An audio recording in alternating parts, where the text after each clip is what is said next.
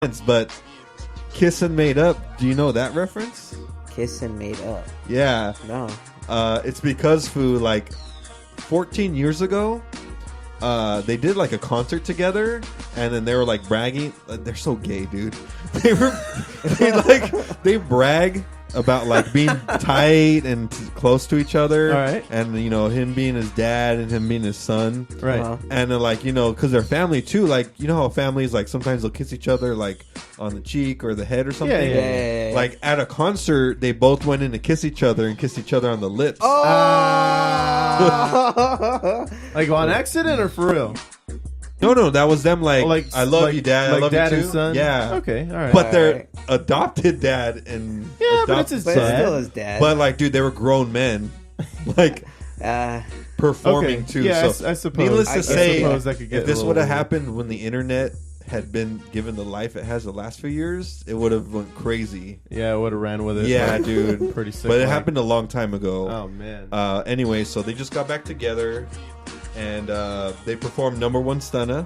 Okay. Birdman came on, and then I would love to read you the best quote I've ever heard from Birdman. All right. And I'm going to be censored. I can't say the N-word, so I'll just say Negro. Sure. Just say N-word. Yeah. You don't, yeah. I don't need to say Negro. Yeah, you don't need to say that. That's still weird. Oh, man. All right, Utopians, am I right? Yeah, oh, God. Different type of, different breed. Am I right? Space Jews. Space Jews? Yeah. Jesus Christ. All right. Getting to the quote. Dude, you're going to love this quote. Let's get to it. Oh, my God. Where's You're this going to love going? this quote. Yeah, I think I'm going to love it. I think I'm going to love I it. think it's already got even worse than when you said Negroes. Just go. Just go. Be quiet, everyone. Hurry up, man. So what did he say? Quote, "It feels amazing, bruh, to be home fucking with my son. I love that N-word to death. I don't know what y'all know, but I know what the fuck I know, and I know how I feel about what I know. I knew this day was gonna come, but I ain't know when it was gonna come. But this N-word right here, the best N-word, the realest N-word, the illest N-word. And I wanted to apologize to my N-word worldwide to let him know that N-word put his life in my hand, and I'm going to keep it real with that N-word. We're going to do this shit to the day we die." And then the pair put on a stamp on the moment by launching into Big Timer's Still Fly to wrap up the concert. God damn it. So there you go, man. It's a lot of censorship right there, Oh, Foo. my God. I stumbled at first. I don't know if you guys could tell. I almost let it slip. I was honestly waiting for the slip to happen. Well, you would have had to so re-edit close. a lot. Yeah. This is that's going to for sound sure. really cut up. Just gonna be. Yeah, so well, that was the show. That's the reason why I wanted you to play the song. So That's how they capped off, like them making up at the end of the concert. They played this Big song. Timers. I see. And this song's so Yeah. badass to like You know the hip hop lyrics, 90s right? fans. Yeah. Gator boots with the pimped Pimped out out Gucci suit. So the Foo comes down to earth to give us hip hop news. Lovely. Lovely. That's a component we From weren't back having. in time, dude. Right. From Right. back Yeah, in you're a little time. late. I guess light speed would do that. Well, welcome back, Foo. Yeah, welcome back, man. Thanks. What have you been hearing about what's going on with, our lovable comedians that have been, ostracized and then somehow want to make it back? For example, we had Chris Hardwick come back, and I think he was welcomed back with open arms. Would you say that was the general consensus? That was the feeling, yeah. Yeah? They messed up on that there's one. there's a lot of sympathy towards him. I mean, I called it. I gotta say. Yeah. I gotta say. I feel pretty good about that. Sure did, man. Yeah, you did. Way to stay in the guy's corner, man. Oh, for sure. Yeah, but for you know, sure. you were in the right guy's corner, though. There's a other I type have, of breed I out have there that you shouldn't be. sympathy for Mr. Louie C.K. The thing is, I mean, I know one of your arguments is that these women were, they knew what they were getting themselves into going into the room. Not all of them did.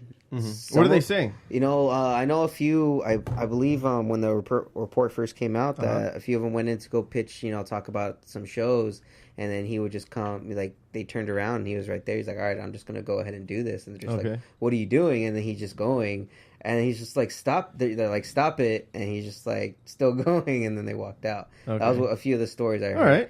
So that's my problem with it. It's like, okay, the ones that are willing... He was a weirdo about it. He was a weirdo about it. And it's like, dude, these people are actually trying to get ahead, and you're going to be one of those guys that's going to try and take advantage of them? Like, nah, I'm not cool with that. But, I mean, if it was just a chick, like, she went in, and she knew she was Those are the only ones I've heard. That's why my line of thought goes that way. Is like, all right, you know, they probably went into his room expecting to get it on. This motherfucker's trying to, probably. Probably. You know? I mean, we all have those issues. We just realized how gross he is. But then, once they didn't have a great time, they start to complain about it. Kind of like the issue with Aziz. Sorry. But I hearing that story, though, I feel like because that's pretty specific. And if it was that by and large, then I get it. Long story short, he's trying to make his way back into comedy. Oh, he is. Yeah. How'd that go? Well, it was at least the people that were there, by all accounts, and I'm checking this out on Variety.com. The guy who they interviewed for that was there said that he looked very relaxed, and it was a sold-out audience of about 115 people, and they responded well to the appearance, including an ovation before he performed. So like he had the support of the people in there, kind of just missing his. I mean, he's a good fucking comedian, man. You got to admit. Yeah, he's a funny motherfucker. So was Cosby. He was. So was Cosby. Yeah, so was Cosby. I gotta say, and you gotta, and at least for somebody like me who enjoys or at least looks up to that art form, it's hard to like keep them apart. But you gotta know it's the same motherfucker saying these jokes that you once laughed at. It makes it hard to enjoy again. It does. It really does. Yeah. I mean, because, dude, I'm the same. I grew up on comedy. Like, my dad made me watch Eddie Murphy Raw when I was a kid. Yeah. Like, I learned all that. Was the a game changer, That's dude. the one when he's in the salmon suit, right? Yeah. That purple suit? Purple suit, and then there's the red suit, which was Delirious. Yeah, like, I remember watching those. And, I mean, I'm a huge fan of comedy, but it's like, when these guys start doing shit like this, it gets really hard for me to get back into the comedy. Get on board. Just to get back on board. Like, he was funny. I liked his shit. I liked his show, Louie. I thought Louie was pretty hilarious. But, I mean, after it was pretty self-deprecating. It was very self-deprecating, and that's why I sympathized sympathized that was with the charm of the show. But if there were a few chicks that weren't consensually, wanting to do any of that shit, and he did that, I'm not cool. Well, some of the incidents took place at work. So it wasn't even in the hotel. Oh, really? Yeah. So it was like a green room situation, or I what? don't know exactly what room it was. Maybe but it's like from what I was reading, it took place at the professional. That's centers. an even more intimidating environment. And then now there's a hashtag going around. Me too soon. You just can't. I know, right? It was coming back too soon. Oh, internet. But it's just like how we love thee. Like, to be honest, like, how long should he wait to come back out? Like. How long has it been? It's like ripping a Band-Aid. It's been since November of last year. He should have at least waited till November of this year. So like, I don't know. I think full some people like that, they gotta just kind of step back and I need to have a new medium, or I need to do something a little different than like going back to fucking stand up. Maybe we should have done podcasting. Maybe I think that's what he should have done, or maybe he could have like written a book or like some type of blogging. How I did it. How I did it. Well, the mechanics of jerking off.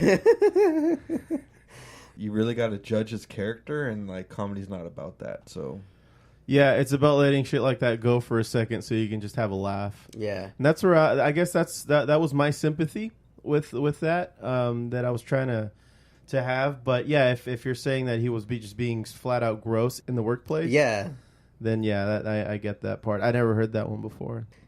Yeah, sucks, that's that's one of the more. Do your research. No, that's why I have you guys. That's what these are. You don't know what these podcasts are for? Yeah, this is therapy for me. All right, I plan to come out a better person. Plan it. This took a turn. It's on the agenda. What a fail. Well, Steph, what's up? You came in with some health and such. You want to talk about a couple things? Yep. All right.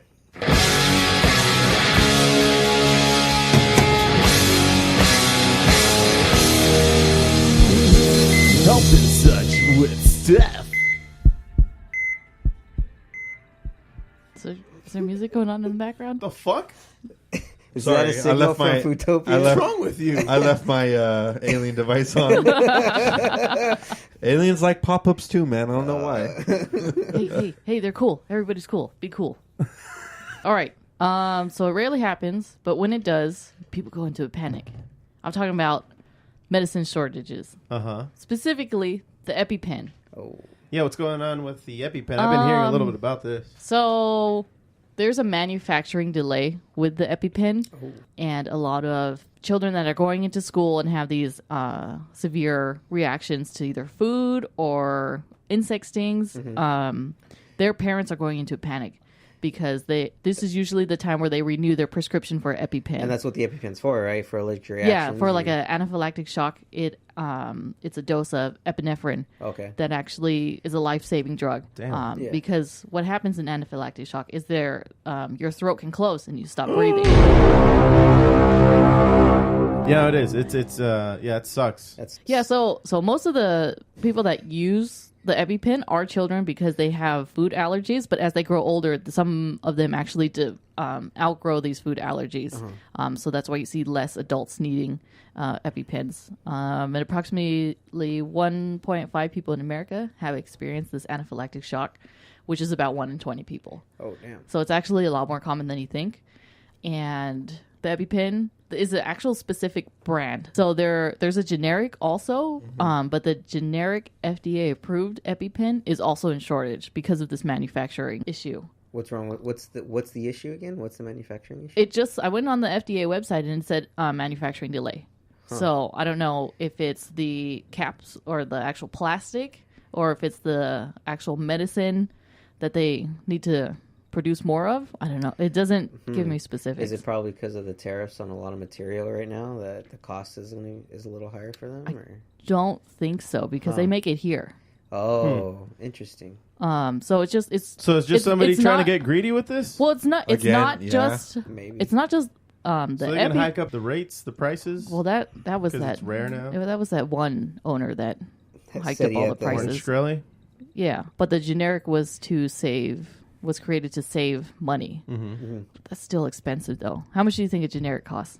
$60? Yeah, $600. It's about $100. Jesus. Holy shit! For one pen. Damn. How much do you think the Epipen brand costs for a 2-pack? Maybe what, 300?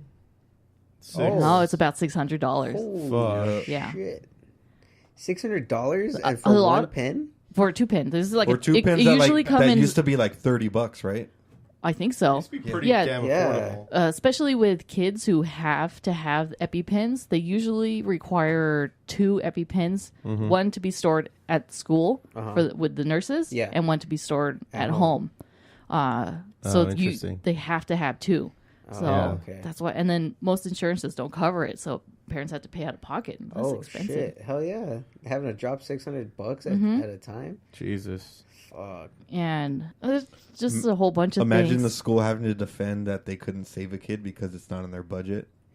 Oh, yeah. Dude, yeah, that's a freaking PR nightmare. Yeah. Yeah. And when this is a whole, off topic, schools will just listen to parents now.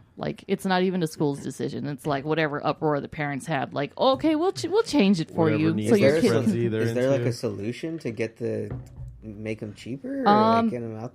If you actually go on the Epipen website, there's a service. You can sign up to see if you can get a discount. Oh, okay. But there are other brands other than the Epipen, but it's just up to the consumers. So the specific brand is in shortage. Gotcha. It's not like this is the only one in shortage. There's several other medicines, but you just don't really hear it. Gotcha. It doesn't catch media attention. Crazy. Yeah. So I mean, what do you think the price will be now that it's rare? It's hard to, or it's going to be hard to find because of the manufacturing shortage. I don't think that the price is going to go up. Oh, well, that's nice of them. Yeah.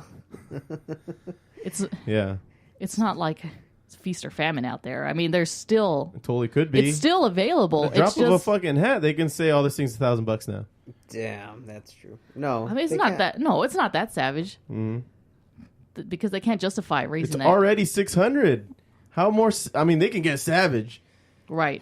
They can get pretty goddamn savage. I mean, if they wanted to. You can go to the hospital and get epinephrine there, that's what happened to me. I had an allergic reaction to medicine. I went into the hospital, and the bill was $3,500 for me to get IV push epinephrine and Benadryl. Yeah. But luckily, my insurance covered it. Fuck. So, but if you had an EpiPen and a junkie who has a lot of practice, you could have done it for like $10. Right.